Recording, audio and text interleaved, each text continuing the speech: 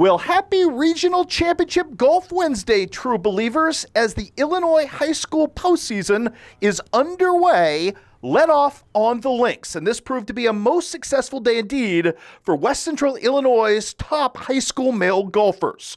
We'll start you off at the Class 3A level at the regional played at Arlington Fields in Collinsville, where Quincy High School finishes a stroke out of the championship, placing 4 golfers in the top 12, including Luke Chevalier, who finished 12th with a 79. Quincy High School punches its ticket to the sectional then, with a chance to qualify for state next week at Lockport.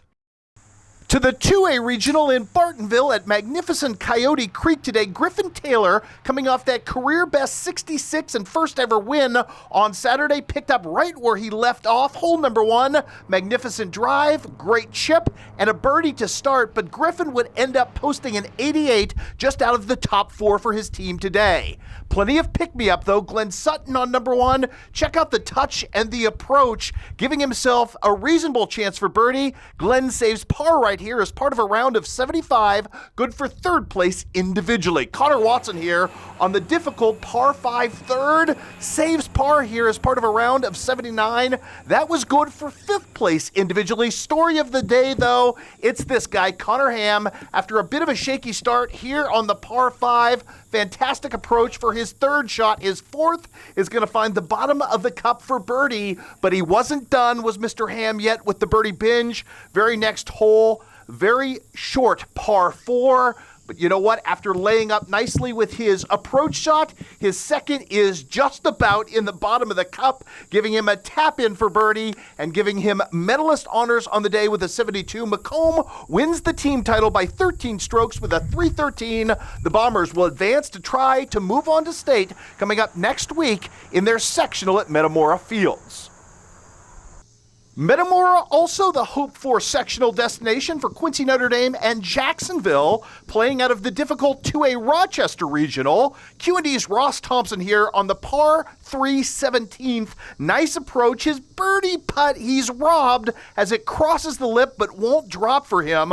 Ross Thompson would make up for it, though, with an even better approach right here on the par 4 18th, giving himself a chance for birdie, which he would convert as part of a +5 round today. Ross Thompson finishes 5th individually. The Raiders showing out strong today. Cole Willer not pictured, finished 7th individually. This is Connor Craven with a nifty par save, as well as Q&D finishes 3rd on the day as a team and will advance. Jacksonville, meanwhile, paced today by the incomparable Brady Kaufman. Here with the nifty up and down, he fired a round of 2 under today to take 2nd place individually to advance as well on his own to Metamora. To the Class 1A level now, where the Pittsfield Sockies advanced today out of the Auburn Regional with a 3rd place team finish with a 349, 19 strokes back. Your eventual champion Williamsville. The Sockies today led by TJ Reel's 3rd place finish with an individual 81. Also advancing individually Tyson Mass from West Central, who finished 2nd overall with a 78. Also Isaac Anderson from Jacksonville Route with an 81 of his own. At Rolling Greens in Mount Sterling, Blake Arnold of Liberty, the presumptive individual favorite, and here on hole number 12, a great up and down to save par, great use of the flat stick.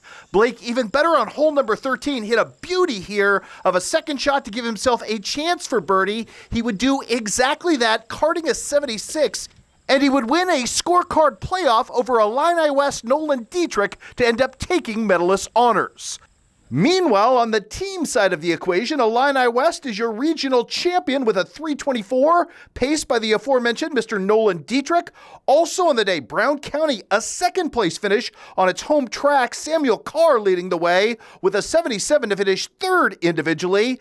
And also Payson Seymour is moving on with a 357 for 3rd place there. Riley Scott with an 88 to finish in 12th place. Grayson Tedrow for the Indians ends up with an 81 to finish 7th. And all of the aforementioned teams and individuals in Class 1A will be those moving on to Chamblee Golf Course for the sectional on Monday. With your look at a very busy Wednesday in Tri-State Local Sports, I'm Sports Director Chris Dewar.